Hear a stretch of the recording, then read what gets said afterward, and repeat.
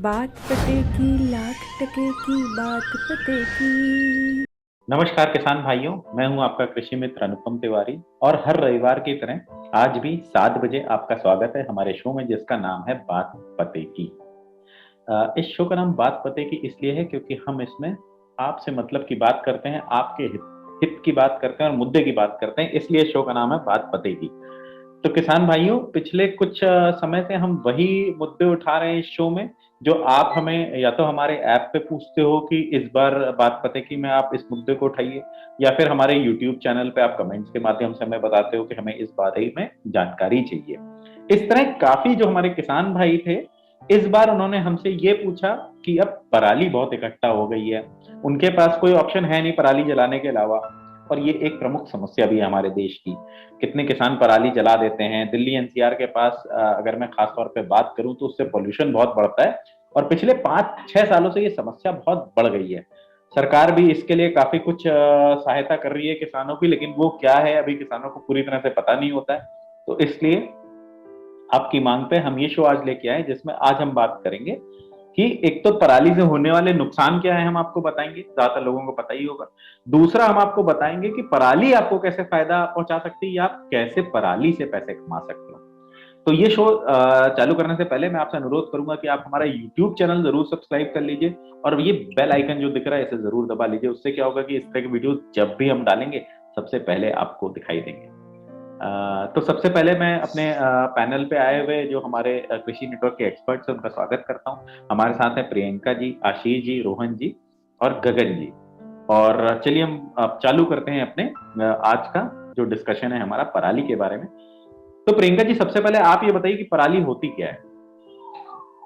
हाँ जी अनुपम जी, जो पराली है मतलब हमारे भारत देश में धान का जो खेती है बहुत ज्यादा पैमाने में की जाती है और ज्यादातर किसान बरसात के मौसम में धान की पैदावार की करते हैं। और ज्यादातर ये जो धान की खेती है हमारे देश में पंजाब और हरियाणा में भारी मात्रा में की जाती है। लेकिन अक्टूबर नवंबर में ये फसल हार्वेस्टिंग में आ जाती है, मतलब कटाई के लिए आ जाती है। तो ज्यादातर किसान जिनकी खेती बड़ी पैमाने में होती है तो वो हार्वेस्ट मशीन की सहायता से इसे काटते हैं। लेकिन इस कटाई में क्या होता है, फसल का सिर्फ जो अनाज वाला हिस्सा है यानी पौधे का जो ऊपरी वाला हिस्सा वही काट दिया जाता है और जो निचला हिस्सा है वो वैसा का वैसा ही रहता है और उसे पराली बोलते हैं। लेकिन ज्यादातर किसान क्या करते हैं, उसे जलाते हैं क्योंकि उनके लिए यही बहुत आसान और सही तरीका माना जाता है। और जो अक्टूबर नवंबर में रबी की जो बुआई रहती है उसके लिए उनको खेत भी खाली करना रहता है, इसलिए जल्दी से जल्दी मतलब जलाने के बाद उनका खेत भी खाली हो जाता है और उनके लिए ये आसान हो जाता है। लेकिन हमें ये भी ध्यान रखना चाहिए, मतलब कई सालों पहले ये जो मशीन है हार्वेस्ट मशीन, इसका निर्माण नहीं हुआ था। तब वाले किसान हंसिए के सहाय मतलब हंसिए नामक एक यंत्र रहता है जिससे हम अच्छी तरीके से जड़ से उस पराली को काटते हैं, तो उससे वो काटते थे तो वो पराली रहने का मतलब उस वक्त सवाल ही नहीं पैदा होता था। जी, तो जब किसान हंसिए का प्रयोग करते थे एकदम नीचे जड़ के आसपास से धान की फसल को काटा करते थे, तो पराली क्योंकि आधी बची हुई धान का ही एक हिस्सा होता है तो उसको काट दिया जी जाता था, वो आगे चला जाता था, तो पराली की ऐसी समस्या नहीं आती थी। लेकिन हार्वेस्टिंग की मशीन जब से यूज होने लग गई है तो अपने डायमीटर के हिसाब से नीचे का एक एरिया छोड़ के आगे बढ़ती है, इस वजह से पराली थोड़ी ज्यादा होने लगी है गत ज्यादा कुछ पिछले वर्षों में। दूसरा मैं पूछना चाहूंगा प्रियंका जी, चलिए हरियाणा और पंजाब में तो ये बहुत ज्यादा है, बहुत ज्यादा तौर पे होती है। महाराष्ट्र में क्या करते हैं इस पराली का। जी, महाराष्ट्र में मतलब धान लगाई तो जाती है लेकिन खेत का जो हिस्सा है वो इतना ज्यादा पैमाने नहीं होता, तो मतलब ज्यादातर किसान एक तो जलाते हैं और जिनका खेत कम हो वो मतलब हंसिए के सहाय से जड़ से काट देते हैं। अच्छा, और फिर काट के क्या करते हैं उसका, कुछ आगे कुछ काट करते के हैं। उसका हम्म। काट के मतलब अलग से, जैसे कि उसके बहुत सारे फायदे हैं, मल्चिंग की तरह इस्तेमाल करते हैं, नहीं तो उसका भी खाद बनाते हैं, इस तरीके से उसका इस्तेमाल करते हैं। जी, अब मैं रोहन जी आपसे पूछना चाहूंगा कि क्या क्या इस्तेमाल कर सकते हैं किसान इस पराली का, आपके क्षेत्र में क्या करते हैं जी किसान। जी, महाराष्ट्र में राइस का जो क्षेत्र है वो कोकण किनारपट्टी या मावळ रीजन में ज्यादा होता है। वहाँ आम की खेती भी ज्यादा पैमाने पे की जाती है। जो धान की पराली होती है वो फार्मर आम पकाने के लिए इकट्ठा करके रख देते हैं, जिसका उपयोग आम पकने के लिए किया जाता है। जी, और इसके अलावा कुछ इस्तेमाल में करते हैं वो पराली वहां पे? जी जी, वो आम के पेड़ों के लिए जो समर सीजन में रहता है वो नमी बनाने के लिए मल्चिंग के तौर पे यूज किया जाता है। जी, तो पराली का एक बहुत बड़ा काम है, मल्चिंग के तौर पे यूज कर सकते हैं। इसमें मैं भी थोड़ा बहुत ये बोलना चाहूंगा कि जो खेत होता है, खेत में अगर आप पराली छोड़ के उसके बाद उसे गीला करते हो तो ऊपर ऊपर से तो धूप की वजह से पानी सूख जाएगा, लेकिन नीचे जो पराली क्या करती है, आपकी खेत की नमी बरकरार रखती है। अब आशीष जी, आप मुझे बताइए, पराली जलाने के नुकसान क्या है? जी अनुपम जी, बहुत बहुत धन्यवाद आपको इस टॉपिक को, जो कि हमारा भी जो करंट सिचुएशन है, जो करंट अभी एग्रीकल्चर का है, वो एकदम टॉपिक आपका सुटेबल है उसके लिए। तो जो हमारे किसान भाई धान कटने के बाद, जैसे कि प्रियंका जी ने बताया कि हंसिया के थ्रू काटते थे तो बहुत कम जड़ बचती थी। जब से हमारे यहाँ एग्रीकल्चर मैकेनाइजेशन, एग्रीकल्चर एंटीकरण बढ़ा है, तब से प्रॉब्लम ज़्यादा आ रही है, पराली की जड़ ज़्यादा बच रही है। तो जब किसान भाई इसको जलाते हैं, सबसे पहली बात तो हमारा जो भूमि का जो अपर लेयर होता है, सबसे ऊपर वाली लेयर होती है, उसका जो है नुकसान होता है। दूसरी चीज, जो हमारे खेत में केचुए होते हैं या और भी जो बैक्टीरिया होते हैं, राइजोबियम बैक्टीरिया पाया जाता है हमारे खेतों में, इसका काम ये होता है कि पर्यावरण में जो नाइट्रोजन होता है, इसको अपनी राइजोबियम कल्चर एब्जॉर्ब करके हमारी मिट्टी में पहुंचाता है, जो कि हमारी मिट्टी के उपजाऊपन को बढ़ाता है। और एक तो ये नुकसान होता है, हमारे बैक्टीरिया जो होते हैं, भूमि के जो मित्र होते हैं, वो खत्म होते हैं, केचुआ खत्म होता है। तीसरा, जो पर्यावरण में प्रदूषण पड़ता है, वायु प्रदूषण, देखिए को आप जो दिल्ली जैसे शहरों में या हरियाणा पंजाब में बहुतायत में ये होता है, ये तो वो समय बढ़ जाता है, वायु की समस्या आती है, तमाम समस्याएं आती हैं पर्यावरण को लेके। और अगल बगल के जो क्षेत्र होते हैं, वहाँ भी इस तरह का प्रदूषण की संख्या बढ़ जाती है। तो किसान भाइयों से मेरा ये निवेदन है कि जैसे अगर एक समस्या पहले, जैसे प्रियंका जी ने बताया कि पहले समस्या नहीं होती थी, उसका कारण ये था कि लोग, आप आजकल गांव में भी, हरियाणा पंजाब में भी जाके देखिए तो आपको एक भी कच्चा मकान नहीं मिले। पहले किसानों के गांव में कच्चे मकान होते थे। इस पराली का प्रयोग वो बांस की सहायता से छत बनाने का काम करते, इसको सीड बोलते हैं, वो पूरा पूरा प्रयोग करते थे। और जानवरों को जो बांधते हैं, जहाँ पे ठंड में क्या करते हैं, जानवरों को इसकी एक सीट बनाते हैं, मचान टाइप की सीट बनाते हैं, जानवरों को जहाँ बांधते हैं उसके नीचे रखते हैं, जैसे कि गर्म रहे, जानवर को ठंडी से बचाने के लिए गर्म रहे, एक उसका प्रयोग करते थे। अब हरियाणा पंजाब जैसे शहर में मैं क्षेत्र में घूमा हुआ हूँ, अब किसान के यहाँ जानवरों के लिए भी अब पक्का उन्होंने बना रखा, फर्श बना रखी है, तो उसका यूज क्या हुआ, कम हो गया। अब किसान भाई क्या करें, उसका प्रयोग कम हो गया, यूज कम हो गया, तो खेतों में उसको जलाने लगे, जिससे जो है ये भयावह स्थिति आ रही है। और हालांकि सरकार जो है इस पे बहुत ही अच्छे प्रोजेक्ट ला रही है, और बहुत ही विषम परिस्थितियों में भी किसानों को ऐसा लगा रही है कि इसको उनको जलाना ना पड़े। जैसे हरियाणा पंजाब में है, एनटीपीसी है और पावर प्लांट्स हैं, वो उसको परचेज कर रहे हैं, और कुछ किसान भाई इसका लाभ भी लिए हैं। तो ये सर हाँ नुकसान है पर्यावरण को लेके, हमारी मृदा को लेके, और हमारे जो राइजोबियम कल्चर हैं, केचुए हैं, ये हमारे उससे जो है नष्ट हो रहे हैं जलाने से। जी आशीष जी, अब मैं गगन जी आपके पास आना चाहूंगा। मुख्य जो समस्या है आपके ही एरिया की है, हरियाणा पंजाब की हम बात कर रहे हैं, तो जब इतनी समस्याएं पता है कि इतनी दिक्कतें होती हैं, तो क्यों जलाता है किसान पराली?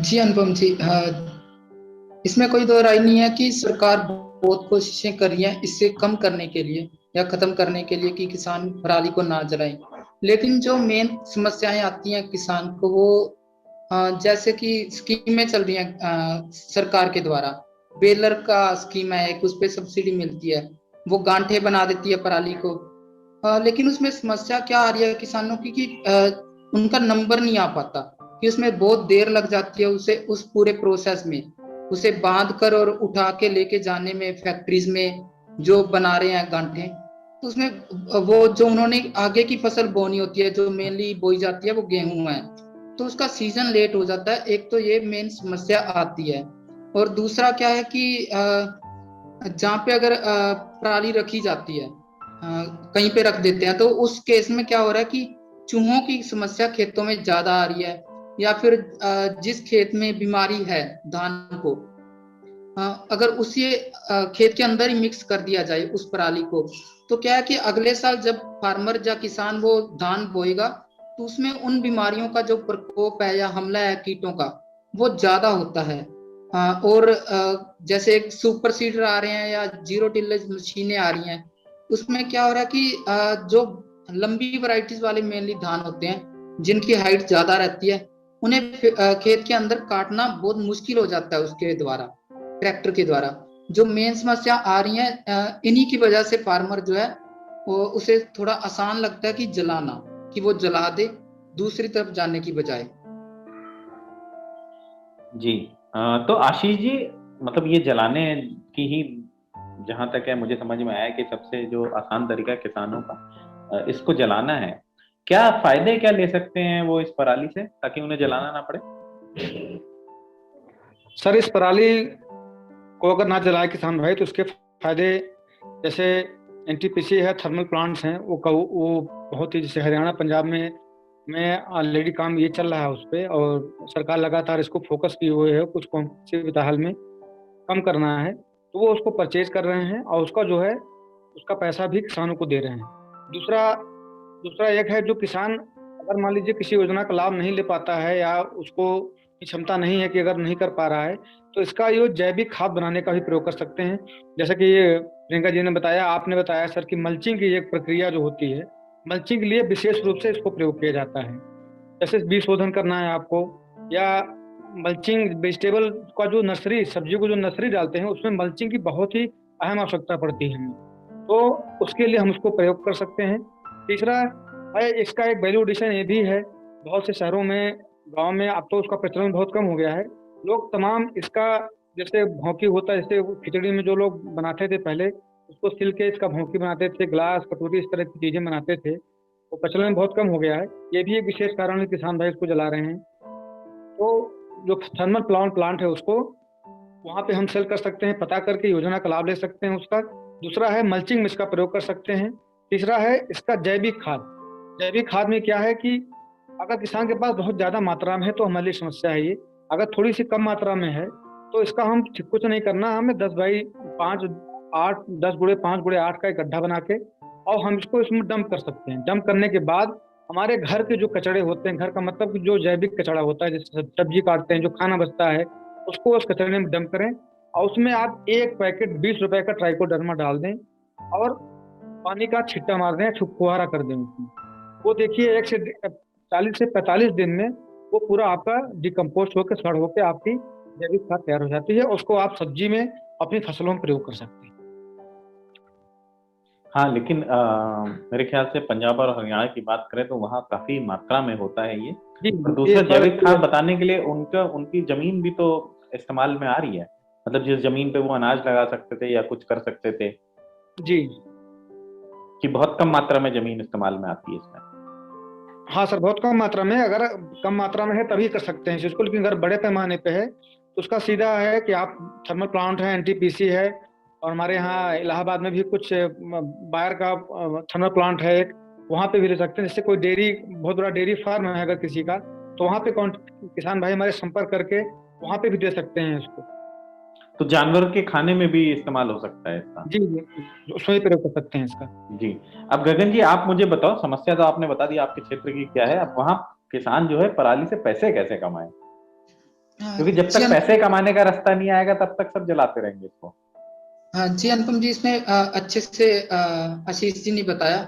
जैसे कि पहला जो कर सकता है फार्मर की, पेपर मिल है, जो पेपर मिल या गत्ता बनाने वाली फैक्ट्रीज हैं, वो इसको खरीद रही हैं, अभी कम मात्रा में है लेकिन धीरे धीरे इसका स्कोप जो है वो बढ़ रहा है, उसमें भी किसान बेच सकता है। दूसरा जो है पावर प्लांट है, कई जगह पे इससे बिजली उत्पादन के लिए भी यूज किया जा रहा है, तो उसमें भी इसका फार्मर इसको सेल कर सकता है, बेच सकता है। और तीसरा, जैसे कि आशीष जी ने बताया, पशुओं के जो भूसा होता है उसके लिए भी इसका यूज किया जा सकता है। जो वीट का सटरा है उसकी जगह पे इसे अच्छे से यूज करके पशुओं के लिए बेचा भी जा सकता है। इसे सटरा को पशुओं के चारे के लिए। जी गगन जी, और गवर्नमेंट की कौन कौन सी स्कीम्स हैं जो सपोर्ट करती हैं किसानों को इसमें? सर उसमें जो थर्मल प्लांट्स होते हैं सर, हमारे जो थर्मल प्लांट्स होते हैं, वो थर्मल प्लांट्स गवर्नमेंट से टाई अप हैं कि ये एरिया है, इतना एरिया है, जिससे हरियाणा का जिससे क्षेत्रफल है उस हिसाब से मान लीजिए हमारे अगर 800 एकड़ या हेक्टेयर में हमारे किसान भाई पैडी लगा रहे हैं, तो वो एक अनुमान उन्होंने बनाया है प्रोजेक्ट की इतने टन जो है हमारा पराली तैयार होगा। और वो जो थर्मल प्लांट उस क्षेत्र में काम कर रहा है उसको ये एग्रीमेंट है कि आप इसमें इतना इसको परचेज करना ही करना है, और उसका पर क्विंटल या पर टन के हिसाब से रेट उसका फिक्स है। वो किसान वहाँ संपर्क करके अपना करा के रजिस्ट्रेशन अपनी पराली को वहाँ दे सकते हैं, और वो पैसा सीधे उनके खाते में आता है। उसमें कोई इमीडिएटर या कोई बीच बचाव वाली बात नहीं है। तो जी उसमें ये गवर्नमेंट की योजना है सर। जी, इसके अलावा भी कोई योजना है कि अभी मुख्य योजना यही है? मुख्य योजना सर अभी यही है, थर्मल प्लांट्स को इन्होंने दे रखा है। और कंपोस्टिंग जैसे ऑर्गेनिक फार्मिंग का जैसे है, तो ऑर्गेनिक फार्मिंग का अगर कोई जैसे गाजियाबाद में जो नेशनल फार्मिंग सिस्टम है ऑर्गेनिक का, वहाँ पे भी इसके कुछ गवर्नमेंट ने कुछ इनिशिएटिव्स लिए हैं अभी, लेकिन अभी वो ग्राउंड लेवल पे नहीं इम्प्लीमेंट हुआ है। लेकिन उस पर लगातार सरकार की निगाह है कि जो ऑर्गेनिक फार्मिंग इंस्टीट्यूट हैं वो उसको परचेज करें और इसको डिकम्पोज करें और इसको पैकेट बना के फार्मर्स के पास फिर दोबारा इसका मतलब एज ए वैल्यू एडिशन करके फार्मर के पास फिर पहुंचाएं एज ए जैविक खाद के रूप में। जी जी, ये बहुत सही चीज बताई आपने। तो किसान भाइयों, आज हमने बात करी पराली की। पराली से क्या नुकसान होते हैं हमने ये बताया आपको, पराली से आप कैसे फायदा उठा सकते हो ये बताया, और साथ ही पराली से आप पैसे कैसे कमा सकते हो ये भी बताया। तो हमारा आपसे यही अनुरोध है कि पराली को जलाने की बजाय आप उसको जैविक खाद बनाने में इस्तेमाल कीजिए, अपने आसपास के थर्मल प्लांट पे ले जाइए। गवर्नमेंट ने उनको निर्देश दे रखे हैं, अगर सब्जी वब्जी लगाओगे तो वहां पे एज ए मल्चिंग इसे यूज कर सकते हैं। जहाँ पे आपके पशु रहते हैं उनका फर्श, आपने फर्श तो पक्के मकान के बना लिए लेकिन फर्श तो अभी भी ठंडा होता होगा, वहां पे आप एक फर्श बना सकते हो उनके लिए बैठने के लिए, ताकि उनको ठंड ना लगे। जो छत होगी, छत भी सीमेंटेड है, सीमेंटेड छत के ऊपर आप एक लेयर बना सकते हो पराली की कि वो छत गर्म रहे, ठंडी ना हो ज्यादा तो पशुओं को ठंडा ना लगे। तो इस तरह की कुछ चीजें हैं जिन्हें आप इस्तेमाल कर सकते हो, बजाय इसके कि आपको पराली जलानी पड़े। हालांकि कई किसान भाई मुझसे सहमत भी नहीं होंगे, बोलेंगे क्या झंझट का काम है, सबसे अच्छा तरीका है कि हम इसे जला दें। लेकिन मेरा सिर्फ यही सुझाव है आपसे कि हमें अपने साथ साथ पर्यावरण का भी सोचना पड़ेगा, क्योंकि हम सबके बच्चे हैं, आपके भी बच्चे हैं, सब बड़े हो रहे हैं, तो क्यों बच्चों को जहरीले धुएं में बड़ा करना अपने। तो अगर गवर्नमेंट ने कुछ अनुदान दे रखा है इस चीज पे, किसी तरह से आपको सपोर्ट मिल रहा है, तो आप बिल्कुल उस सपोर्ट का लाभ लीजिए। खाद बनाने की कोशिश कीजिए पराली से, पशुओं के चारे में इस्तेमाल कीजिए पराली को, मल्चिंग में इस्तेमाल कीजिए, इतने सारे ऑप्शंस हैं आपके पास। तो आज का टॉपिक मैं यहीं समाप्त करना चाहूंगा, और हमारे साथ जितने एक्सपर्ट्स आए आज बहुत ही खूबसूरती से ये टॉपिक हमने डिस्कस किया, सबके लिए उन सबका मैं धन्यवाद करता हूँ। एक बार फिर आपसे आग्रह करता हूँ कि ये वीडियो आप ज्यादा से ज्यादा शेयर कीजिए, लाइक कीजिए, ताकि बाकी किसान भाई जो अभी इस टाइम पे हमें नहीं देख पा रहे हैं उनको देखने को मिले कि पराली की समस्या से वो कैसे निपट सकते हैं, कैसे उसका पराली का फायदा क्या है, कैसे वो इससे पैसे कमा सकते हैं। तो अगले रविवार हम मिलेंगे एक नए टॉपिक के साथ, तब तक के लिए धन्यवाद। बात पते की लाख टके की बात पते की।